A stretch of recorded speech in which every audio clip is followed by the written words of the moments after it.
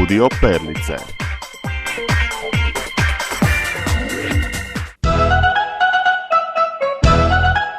Igra je nezaobilazni dio naših života.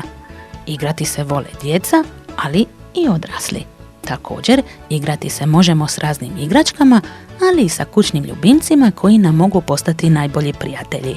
Posebno psi, koji su ljudima počeli biti životni suputnici prije čak 30.000 godina. Danas je mnogima teško zamisliti život bez ovih četveronožnih prijatelja. Svi vlasnici pasa, kao i drugih ljubimaca, znaju koliko su životinje predivna, iskrena bića koja bezuvjetno vole svoje vlasnike, nasmijavajući ih svojim sitnim nepodopštinama. Također, kućni ljubimci, znanstvenici su dokazali, povoljno djeluju na ljudsko zdravlje. Mi ćemo sada upoznati jednog zanimljivog momka. Zove se Rex, koji će nam otkriti kako je zaradio slasni keks.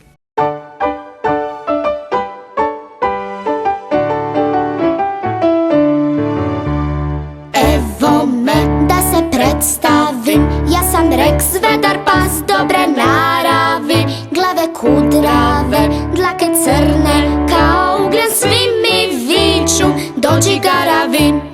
Samo čas, nisam rasni pas, kao pudla juju ili bokser Max, al sam zgodan, pouzdan i srčan ko lav. K tome još kao dren sam zdrav, av, av, av, av.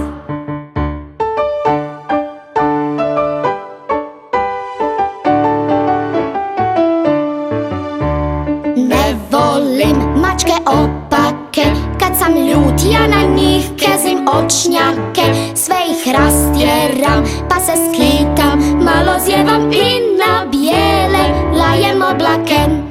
I za kraj ja sam čuvar, znaj, moga gazdu i kuću mi ne diraj. Sa procvatem